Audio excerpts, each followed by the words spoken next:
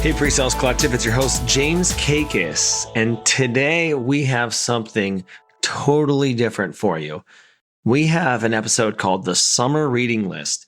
And not only am I going to have one guest or two guests, I'm going to have four guests on this episode. So joining me on today's episode are our PreSales Collective Book Club leaders, Steve Bullington, Senior Manager of Solutions Engineering, Talent Development at Salesforce, and David Ledger, Director of Sales Engineering at Seismic. And also, we have two active members of our book club joining us, Carly Wennogle, Lead Solutions Engineer at Salesforce, and Mike Pastore, Alliances Solutions Engineering at Okta, and also a leader of our Chicago chapter. In today's episode, we're going to talk about books to read this summer. And so Steve and David are going to join me for the entire episode. And we're going to be talking about why they're involved in the book club, their pre-sales journey, and really what recommendations they have for pre-sales professionals and why. And then Carly's going to join us for a little bit. And then Mike's going to join us for a little bit. And then Steve, David, and I are going to recap. It's a pretty interesting episode, different than anything that we've done, and loved it. It was a fantastic experience. We have two book clubs with the PreSales Collective. We have PreSales Collective Book Club run by David and Steve Bullington, and then we have our Leaders Book Club run by David Malouf. And so it's a fun episode, and we're definitely going to be providing the notes in a follow-up blog in the coming couple weeks. It's definitely a little bit longer of an episode, but I have no doubt you're going to enjoy this. Today's episode is sponsored by Consensus. Scale your pre-sales organization with interactive video demos. Experience an interactive demo at goconsensus.com. Steve Bullington, David Ledger, welcome to the PreSales Podcast. How are the two of you today? Outstanding, thank you. Yeah, very good, James. Very good, thank you. I'm really excited for this episode because the two of you have been leading the PreSales Collective Book Club for quite some time. And David, you had messaged me and said, hey, we should do an episode on the PreSales Book Club, and decided to make this actually happen. And it's a different episode for me, having so many people in the room, but I have no doubt it's going to be super impactful for the community. And again, timely with summer coming up, good reading, hopefully some downtime for people. So let's talk about the book club before we get started. David, maybe let's start with you. Tell us why you're involved in the book club. I think the book club was just a really great opportunity to, connect with some other like-minded members of the PSC community. To be honest, it's also a way for me to hold myself accountable, to read something which is outside of my usual comfort zone, and to try to get some experiences and perspectives from outside of my own world that I live in. And, books are amazing for those kind of perspectives, but they're even more amazing when you have other people's viewpoints and takes on things that you would never have thought of, even though you read the same book. So it's a really nice way to just interact and get that kind of outside perspective as well. There's nothing like running a global community book club to hold you accountable, right? Yeah, exactly. It's very much no slacking. You've got to read the book, There's no way around it. Yeah, that's great, David. Appreciate that. Steve, how about you? Anybody that's been around me at all has probably heard me say that, success in this job is about getting 1% better every day. And, what I found is the easiest way for me to achieve my 1% and to maintain my relevance in the industry and the community is to be consistently taking in information. And so, and as David said, I love the fact that, we get 10 or 15 people every month to hop on and have these discussions from a variety of different companies, from a variety of different countries, so we do get a lot of perspectives. So I may read something and David may have a totally different take on the exact same passage.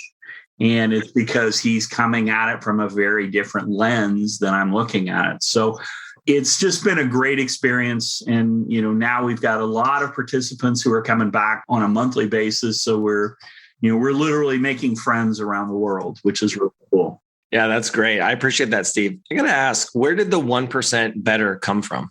I wish I had some belief, but We just finished reading a book called Black Box Thinking, and I had actually been using that. And that was one of the points in there. But in the world of cycling, there's a British cycling team called Team Sky that has won the Tour de France 4 or 5 times. And they went through this whole philosophy around not making these giant improvements, but improving everything by 1%. I'm a believer that you can't leap forward. You take a whole bunch of incremental steps forward, and it's not overwhelming. So that 1% may be, hey, that I read a chapter today, or it may be I listened to the PreSales Collective podcast today and found something I can use in my life. Where, a lot of people are intimidated by, well, I don't know. I'm not ready for this. Or I had one of my colleagues say, well, these people are professionals. I go, so are you. You get a paycheck for doing this, thereby you are a professional. So it's putting it in that perspective I found to be really helpful for people to think about, okay, I don't have to run out and get a master's degree. I literally can do one thing to make myself 1% better. And then at the end of a year, I'm some exponential number better than I was at the beginning of the year. Yeah, I think with something like there's like compounding interest, if you get 1% better every day, by the end of a year, you're like 3,600% better or something mad like that. Yeah. Yeah, I love that. And actually on PreSales Collective Podcast, episode 39, David Marsh and I talked about continuous improvement. It's just something that you have to do to evolve because everyone around you, customers, trends are evolving. And so I like the concept of getting 1% better. And you're right, Steve, it's not overwhelming by trying to force it. And so when you take it in chunks, it seems a little bit more manageable. And Steve, you brought up black box thinking. For the audience, what books have we read so far with PreSales Collective Book Club? So the first book we read was 6 Habits of a Highly Effective Sales Engineer by Chris White. And we were very fortunate. We kind of took it in 2 chunks over 2 months. And then the third month, we had Chris come in and we did a Q&A with Chris. And it was a great experience. And it really brought some additional perspective into the book when you talk to the guy who wrote it. We've then read a book called Range by David Epstein, which I am a gigantic fan of, Black Box Thinking. And then currently we're reading Demonstrating to Win. And that will be our book for May and June. And then we're hopeful that Rob will be able to join us in July to have that similar kind of Q&A that we did with Chris. That's great. I love the Q&A with the authors at the end of the book clubs. It just kind of completes the experience. We're actually doing that with the Leaders Book Club too. That's led by Dave Maloof. We've been reading Mastering Technical Sales, The Sales Engineer Manager's Handbook by John Kerr. And John's actually coming to speak to the book club as well, just to kind of wrap it up. So I really like that. And I appreciate the effort of the two of you with the book club. It's been really exciting. And I'm looking forward to getting a little bit more involved and reading the books alongside the community. Let's get to know the two of you a little bit more. So David, why don't you start? How did you get into pre-sales? Yeah, great question. I think like a lot of people, the path to pre-sales is quite a meandering one. So I started out as a graduate. I worked at a financial technology company. I actually started as a support/account management role. And then after a while all of my colleagues were transitioning to straightforward outside sales, there was a team of kind of more technical experts who were also embedded in the sales team. They weren't actually called sales engineers or pre-sales at that point. The role had kind of evolved in the company, but nobody really knew that it was actually like an industry recognized role. But it attracted me, so I joined. And then after doing that for a little while, I became the team manager and I hired a whole team of people there. It was really fantastic. And then at that point in time, I'd learned that sales engineering was actually a proper profession and got a job at Seismic, which is where I am currently, nearly 3 years ago now, and have been helping with the growth of our European operations. And yeah, it's been fantastic so far. And then obviously getting to know everybody at the PreSales Collective, having a proper industry-focused professional group has been a great outlet, to learn a lot more about the profession. Thanks for sharing that, David. It's so funny, right? How you mentioned that it was a role that no one really knew existed outside of the organization. We tend to hear that so many times, right? And it's kind of just evolved into it, but it's great, right? Like the sales team knew that they needed it, but they didn't know what to call it. And then the team got renamed about 4 or 5 different times before he left that company. It was like loads of different names for it, but they know that they needed that role. Appreciate you sharing that, David. Steve, how about your journey? So I came to solution engineering from the dark side. So I spent over 30 years in sales and sales leadership for a variety of technology companies. And about 10 years ago, though, I decided that I really wanted to shift the next phase of my career to be on training and development. So I had the opportunity to go to work for a software company called Interactive Intelligence, which was a contact center software company, and create a sales university for them to where we trained recent college grads to take on sales roles for us, and found that I had truly found my calling in life at that point in time. But as normally happens in technology, about a year and a half into it, of course, we were bought by one of our competitors, and Genesys decided that they didn't want to continue with that program. So I ran global sales onboarding for about a year and a half.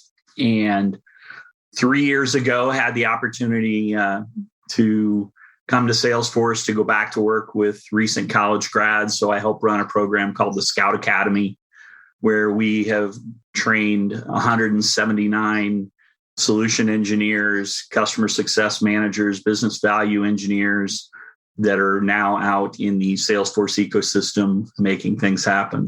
The funny part is, though, I have actually worked with pre-sales professionals going all the way back to 1997. So when I worked for the phone company, I had, a PBX solution engineer, and I had a data networking solution engineer, and I had a wide area networking solutions engineer, and I had all of these people who were subject matter experts, and I was a major account manager at the time. And so from that point forward, there has never been a role that I've had that I didn't have some kind of a pre-sales professional that was riding shotgun with us. So while I didn't actively hire them, I certainly had to teach my folks how to effectively work with them and take advantage of their talents and treasures. That's great, Steve. I love that you have that sales perspective, because I know that some of the best pre-sales professionals I've ever worked with, even in leadership, have worked in sales, and they understand sales, and it allows them to potentially have a little bit more empathy to be able to navigate. And now that you're able to give back and build the future generation of pre-sales professionals, that's pretty amazing, pretty rewarding as well. Yeah. So Steve, we are going to start with you on the summer reading list. So what book have you picked, and give us a 30-second synopsis of that book? So I picked a book called LifeScale, which was actually written by my colleague at Salesforce, Brian Solis, who is a global innovation evangelist for us. So his job is to go out and talk to audiences about digital disruption, digital transformation, next generation technologies. And he found himself in a position where he couldn't sit down and read a book for more than 10 minutes. His attention span had just disintegrated because he had been, so overwhelmed by digital disruption. So LifeScale is really about his journey and our journey on getting back life balance and learning how to take control of your time and your energy and your attention and break those bad habits and establish positive habits and rituals. That's really interesting, Steve. So what were your main learnings from this book? So one of the main ahas for me in this was an idea he brings forth called digital distractions, and the fact that you actually pay an opportunity cost for these digital distractions. So, we're making trade-offs by focusing on digital distractions. And those trade-offs are against, our relationships, our personal development, our fitness, our mental health. And many times we're making those trade-offs without ever even really realizing that we're giving that up. Steve, that has really resonated with me because, in transparency, that's actually been the hardest part about running the Pre-Sales Collective, is that I work 24/7, and I even have to put my phone away while eating dinner or while watching TV to try to decompress. But as soon as I have to walk to the restroom, I grab my phone and I look at my emails and start a Slack conversation. that digital distraction is apparent everywhere. It's a bit unfortunate at the same time, the connectivity that we have right now. Totally agree. And I went through a period where I literally just removed myself from social media for 2 months last year, because before the election, there was so much negativity flying through it that I thought, I don't need this. I'm in the middle of a global pandemic. I'm working from home for the first time in my entire career. I'm just walking away. And I didn't get on anything for 2 months. Steve, did the whole world come crashing down, or did life go on pretty normally? The funny part was, at the end of the 2 months, I still had friends. The government continued to run. The business world did not come to a crashing halt. We didn't have a global recession. So, yeah, it was funny. All these things I thought that might have happened, none of them happened, David. Because you didn't respond to that email at 2 a.m., the whole thing ground to a halt, I'm sure. Yeah. I think what you need to realize with this kind of thing is that it is very important to have a separation, and you always see things and want to respond immediately. And I think it needs to become more normally acceptable in professional life as well as in your personal life to accept that people will not respond immediately. And that's okay. Giving some time to consider a response is a good thing. And don't just think that because somebody messaged you, you need to send them something back in 5 minutes. Otherwise, the opportunity window to converse with them is gone. It's not the case, and I think that really resonates to me. Yeah. And when you think about our members of the PreSales Collective, most of you are supporting, 4 and 5 account executives on average. So you've got 4 or 5 people pulling at your sleeves all the time. You have to set that expectation with them that, hey, after 6 p.m. Eastern time, I'm done. I'm off the grid. That's a very hard thing to do.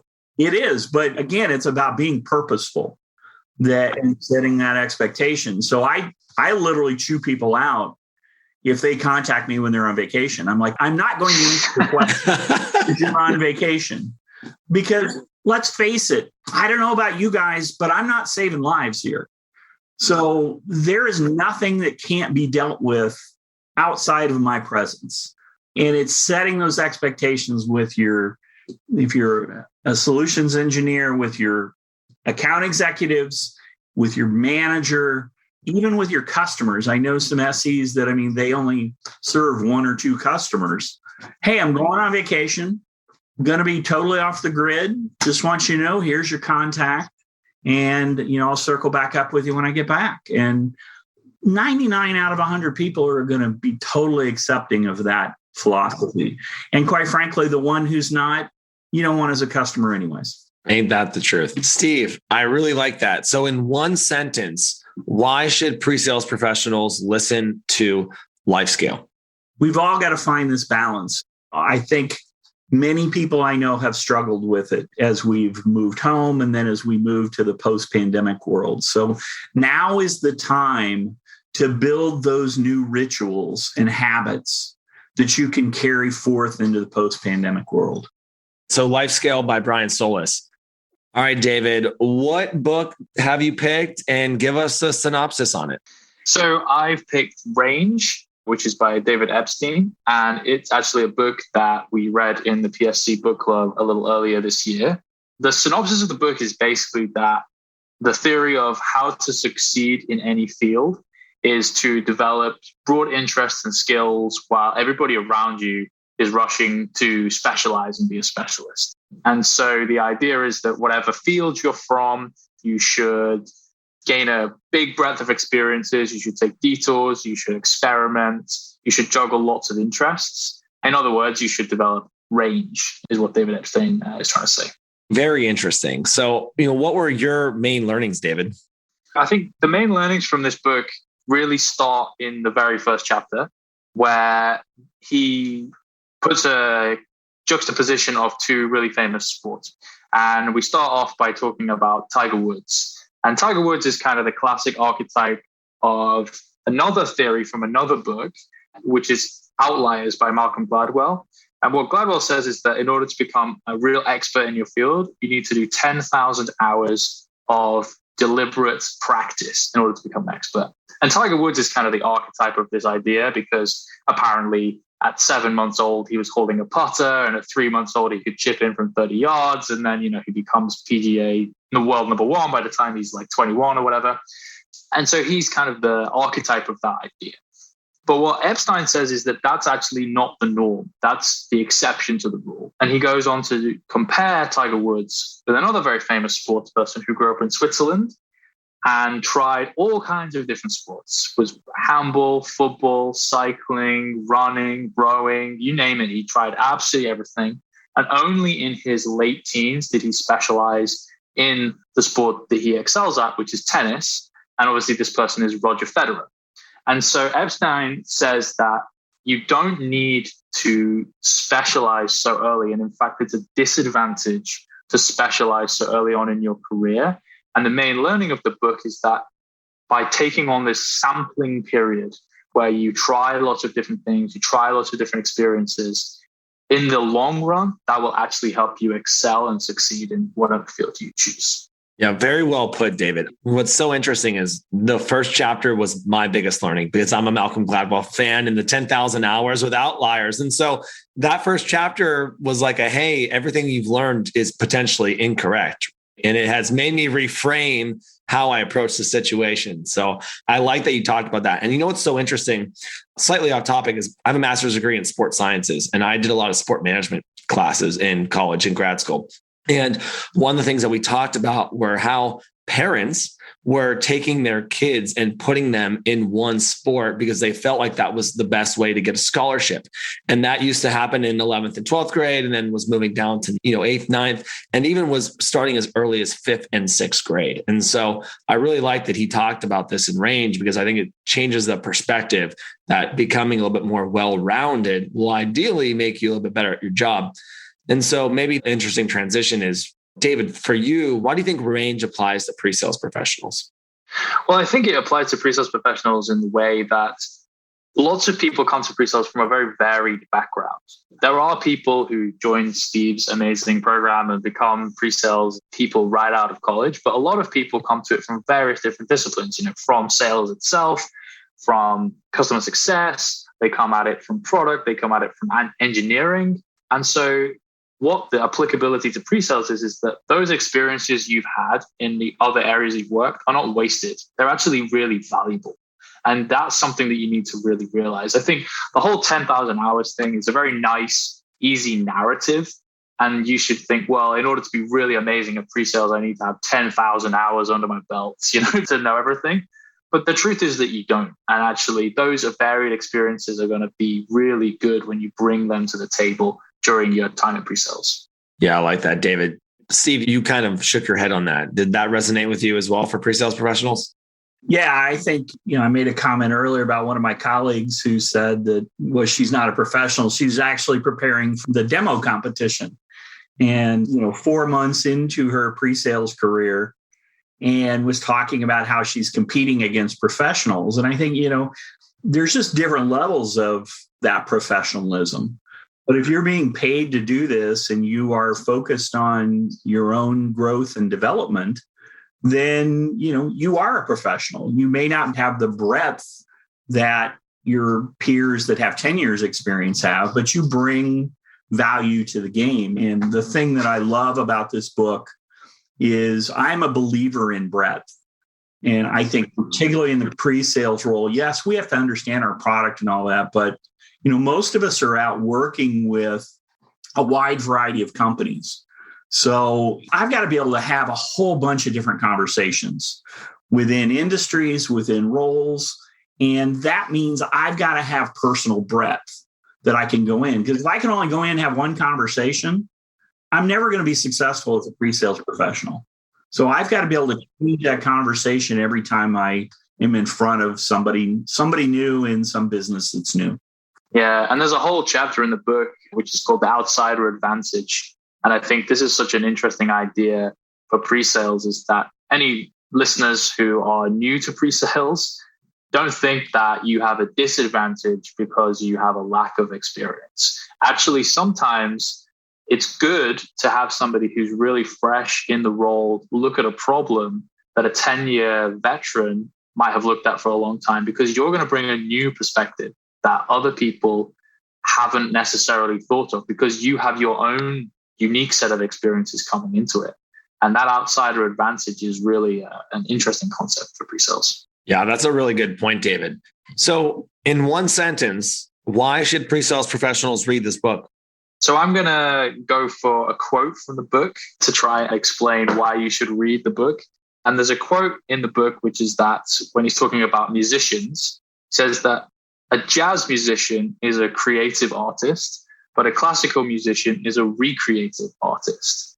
And I think what pre-sales professionals who read this book will understand is that they need to be more like a jazz musician and less like a classical musician in their careers. They need to have a broad range of skills and experiences in order to excel at their job. And hopefully it'll make them think a little bit differently about how they approach things. Wow, I like the quote to wrap us up. Well done, David. I appreciate you bringing on Range. Let's move on to Carly now. Well, welcome, Carly. Why don't you give us a little backstory on you and how you found your way into the pre-sales world? Well, I am Carly Wennogle, and I've been in pre-sales as a solutions engineer for the past 3 years. I actually came from the sales world, so I was a quota-bearing sales rep and moved into the SE world and an individual contributor today, and I currently work for Salesforce Anywhere, which you may know as Quip. Just personally, I'm a mom of 2 boys, 3 if you count our dog, and I really enjoy reading, doing yoga, getting outside. I am pumped to be here. I'm a bit of a bookworm. I've read 9 books already this year. I always set a goal to read 12 books each year. I read 6,580 pages last year, not trying to brag or anything, just qualifying myself for this discussion. And I think, my motivations or main motivation for reading is curiosity and learning. That is what I get from reading others' perspectives. Well, that's great. Tell us what book you'd like to share and give us a brief summary. Radical Candor by Kim Scott. And the tagline of this book is "Be a kick-ass boss without losing your humanity." So it's first and foremost a book written for people leaders. And there are some great stories and advice about how to be a better boss. More specifically, she gives guidance on giving and receiving feedback, decision-making, team building, and more. Well, that's great. What did you take away from it that you think applies in the pre-sales realm? Well, let me preface. So for me, I'm not a manager. This is a book written for bosses. But that said, I'm really a believer that as SEs, as SCs, as SAs, managers, sellers, insert whatever job title here, right? We are first and foremost human. And this book, surprisingly, not only allowed me to see the perspective of another human, my manager, which helps my relationship with him, I also experienced a few aha moments about how to be a better human myself, how to work better with other people. And so there were 2 big learnings that I want to share with y'all today. So the first one was related to feedback. And I think in our jobs in pre-sales, we interface with so many different folks: sales, product, customer success, just to name a few in my role as a solution engineer. And high-performing teams require feedback to function, I think. But frankly, it's a bit awkward, kind of giving feedback to your manager or to your peers. It can be even more uncomfortable getting feedback from them. So in this book, she gives a ton of great stories and lessons related to feedback in the book. And I'm not going to give them all away, but let me just share how Kim describes using radical candor when delivering feedback. So she talks about delivering feedback with candor and empathy, not too much of one or the other, right? If you're too empathetic, then you might be ruining someone by delivering your feedback without the whole truth. Like, oh, that was really good, right? On the other hand, candor without empathy could mean that your feedback may come off as aggressive or unhelpful. So, there's more on feedback in the book, like where and how feedback should be delivered. But I just really loved Kim's humble approach to feedback. And I'll quote her here. So she says, "There are few things more damaging to human relationships than a sense of superiority. And it's this thinking that feedback is just perspective, not truth. And that the truth is only half told at best when you have your feedback, your perspective, your story, right? That really resonated with me. So I think of that a lot when giving feedback with others. So Carly, given I'm assuming you probably support 4 or 5 account executives, how have you been able to use what you learned from Kim in your interactions with your AEs? I mean, the biggest thing is that instead of coming to someone, telling them how to do their job, I'm gathering perspectives now. I'm sharing my perspective and hearing theirs. And so that's really how my mindset has shifted related to feedback from what I've learned in this book. I read this book early in my career. It has really resonated with me. And I like the fact that you talk about you're not necessarily a manager, but learning and reading this book, because I think it applies across the organization. And so many times people think, oh, we'll have to be a manager to understand feedback or how to give it. But it applies with your account executives, with your manager, with your customer success team, multiple people in the sales cycle. So I really love that you brought up this book. So that was your first key learning. What's number 2? Well, my second aha moment happened when Kim talks about rock stars versus superstars. Just to give you some background, she uses these terms to talk about growth trajectories of individual contributors. And the idea is rock stars have exceptional results and a gradual growth trajectory, while superstars have exceptional results, but a steeper growth trajectory. And any team needs a balance of both. She says, all teams need stability as well as growth to function properly. Nothing works well if everyone is gunning for the next promotion. In my career, I have felt this pressure to be a superstar, to want to take my boss's job. But I realized, hey, I love my work and I'm happy where I am. And so I really felt like Kim justified that. I offer stability to my team, and I think that this stability is especially important to SE roles and to SE teams. So how do you have that conversation with your boss about wanting to be his rock star, not his superstar? I mean, I think I just explain it like I just have, right? And I think early on in my career, it was hard for me to understand that I didn't have to grow so fast and that I could obtain and share knowledge across my team and others. And that would be just as valuable as moving out of my role and into something else. I think that's a home run statement right there, because certainly with the early career professionals I work with, they're all have superstar in their eyes. And, you know, the reality is you do need those rock stars who are there to support the long-term growth. So I think that's a great observation. So to wrap this up, what's one sentence you would leave with our members as to why they should take this book to the beach with them when they go this summer? Well, I'd say that if you have an interest in feedback, like if that's even somewhat uncomfortable for you, or you don't have a good process or best practices for that, this book is a great read. Or if you like to read about business stories, there's a ton of stories in here that these might apply to your growth trajectory or your development. Certainly check out Radical Candor. All right. Thanks, Carly. We'll move on to Mike. Okay. Mike Pastore, thank you for joining us on the podcast. Maybe you could start by just giving a quick introduction about yourself, your journey into pre-sales, and what your current role is. Thanks, David. So my name is Mike Pastore. I've been in pre-sales for about 4 years. Before that, I was in account management, but like more CSM. As an IT BA, I was project management. I was all over the place. But right now, I am an alliances solutions engineer at Okta, also called partner SEs or channel SEs. Awesome. So the big question is, of course, which book have you chosen for the PSC summer reading list? And maybe you could give us just a quick synopsis of it. Yeah, I'm really excited about this one. So the book that I'm recommending is Speed of Trust by Stephen M.R. Covey. He is the son of the original Stephen Covey. And really, like, an overview of this book is that it makes a hypothesis that trust is the one thing that changes everything, which seems huge, but it's really true. And he lays out an argument that with high trust, you get high speed, but low cost. And if you flip it around, when there's low trust in organizations or within yourself or in your relationships, you get low speed and high cost. And why does that matter? Because for organizations, at least, what really differentiates organizations is two things: constant innovation and strategy, and also flawless execution and the ability to be adaptable. And you really can't have those two things without high trust in an organization. You can't have that high trust in an organization without having it within yourself, within your relationships, etc.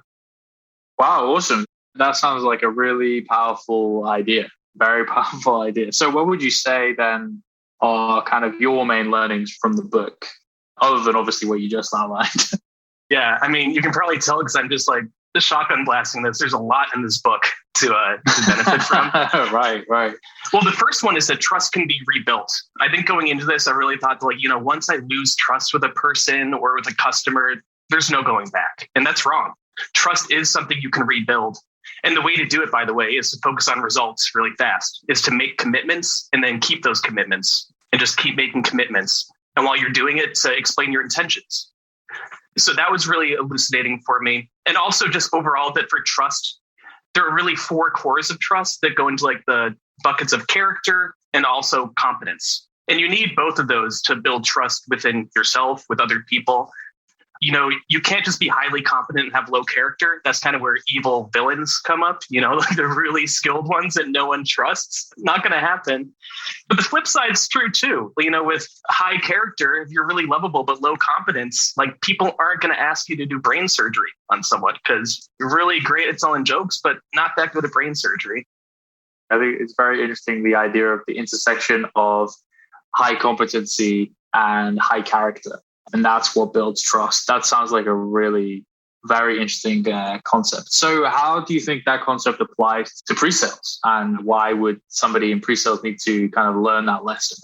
So for folks in pre-sales, it's always very important for us to become trusted advisors to our customers, to our account executives, to product management when we're giving feedback from the field, to our executive suite.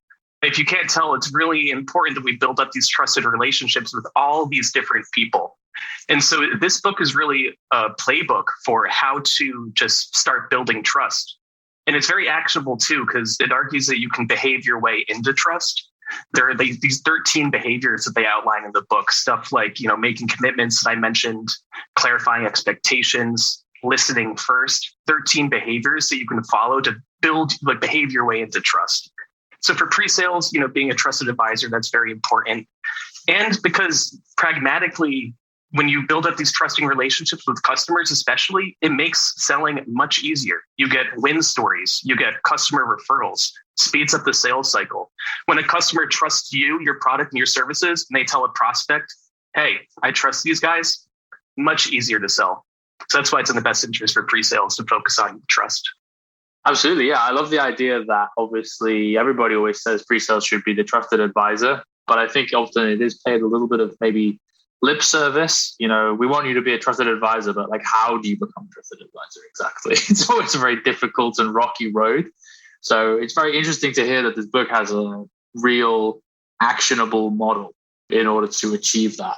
There's 13 different behaviors that you need to adopt. This sounds pretty actionable from that perspective. So yeah, maybe if you could sum up in one sentence, why the members of the pre-sales collective should put this on the summer reading list, what would it be? This book, Speed of Trust, will condense every professional self-help book that you've read and every soft skill book you've read into one idea, trust. And you'll find scraps of every other book you've read in this book, but it'll condense it to a trunk of focusing on trust. Wow. Damn, that is a mic drop moment right there. It's going to condense all your professional books into one. I literally just said, wow. It's definitely on my reading list. Yeah, it's on my reading list now for sure. That was an amazing mic drop sentence right there. Yeah, that was great, Mike. I really appreciate that. And I love that you talk about trust. And, I think with pre-sales collective and pre-sales professionals, generally trust seems to be at the core of what we do. And I like that you talked about you can rebuild trust and how you rebuild trust as well. So definitely exciting reading for pre-sales professionals. Thank you. David and Steve, this has been a lot of fun. I feel like we could have probably invited 10 more people and had like a multi-hour summer reading list, right? Yeah, exactly. Maybe we'll have to have a winter reading list and we'll do this again in October or something. Yeah. I think we might have to actually have like the end of one of the book clubs be like a pitch contest where people have to come in for like 2 minutes and pitch the next book. Cause I know that we did a poll last time in Zoom for people to pick Demonstrate to Win. Maybe we actually have a quick pitch contest on the book club to get people to decide what to read next. I love the competitions. Why not? As we get to the end of this episode, I kind of want to dive into a little bit of fun fact about each of you. And Steve, tell us a fun fact about yourself. Well, please don't take this as a humble brag, but one of the reasons that I'm very committed to book club is because I'm very committed to my own personal reading. And last year, I read 100 books over the course of the pandemic. And this year, as of the end of April, I'm at 35 books finished this year. So there is always time to find some time to read. So there's always time to find some time to read. I like that, Steve. So are you reading all these books? Are you doing audiobooks, a combination? I do about 90% that I actually read, and then usually about 10% or so that are audiobooks. So I belong to 2 book clubs, obviously PreSales Collective, and then I have some friends that we've had a book club for probably 10 plus years. And so usually with those books, I tend to listen to those on audio. With more of my professional reading, I like to have the physical book because I take a lot of notes.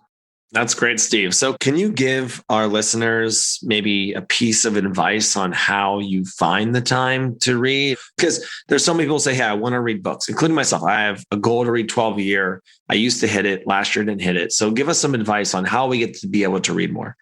I'll admit I have a significant advantage in that my youngest child is 28 years old. So I don't have some of the distractions that you have, James, or you have, David. So that is an advantage I have. But I would say 2 things. One, find a time in your day that you commit to it. So I get up early. I'm usually up around 5:30 or so every morning. And I read for an hour every morning before the day gets started. So that way I've at least, got some reading in. And then the second thing is I always carry 2 books with me wherever I go, back when I used to actually go places. That way, if I find myself with 15 minutes that I'm sitting in a parking lot waiting to go into a meeting or whatever, instead of scrolling through Instagram, I'll read 5 pages in a book. And I always carry 2 because, quite honestly, there are times that I've started something and it just didn't resonate with me.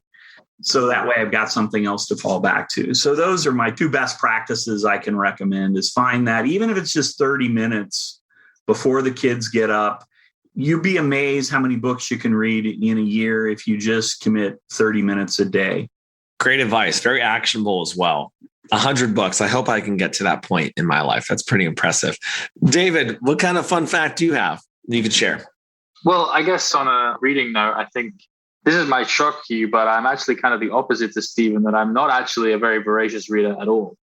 So why am I running the book club? Well, I think my way of reading more and staying accountable to it is to commit to something. It's always been the way. I'm the kind of person who needs to commit to something and have a goal, and then I'll work towards it, rather than just being able to do it out of kind of my own intrinsic motivation. And so that's just my own self. So I know that by committing to running the book club and by committing to doing this kind of activity, I will definitely read the books and get those learnings and do all the things that I wanted to do. So it's kind of interesting that there's so much reading in my family. Both my parents are massive readers. My brother has a English literature degree, and I'm pretty sure at one point he was reading a book a day. It's just never really been something that I've done a huge amount of, but I always wanted to. And so this is something that I've tried to do to change that in myself. That's great, David. I think there's nothing like the global community keeping you accountable. Well, of course. And for all those listeners, don't think that if you've never read a professional interest book, if you've never read a pre-sales book, this is still accessible to you. Make your first book the next book on the book club and join it, and you'll get a lot of value out of it. Thanks, David. And speaking of which, I wanted to highlight our next books on the book club.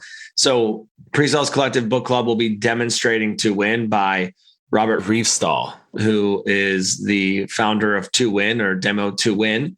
And we'll be having 3 sessions, May 19th, June 23rd, and then July 14th with Bob himself. So I'm excited for this. Do either two of you want to give a quick plug on why people should join that book club? It's just a classic of the genre. I think it was published, the first edition, nearly 20 years ago by now. As such, it's been a real shaping book for pre-sales, for the profession of pre-sales.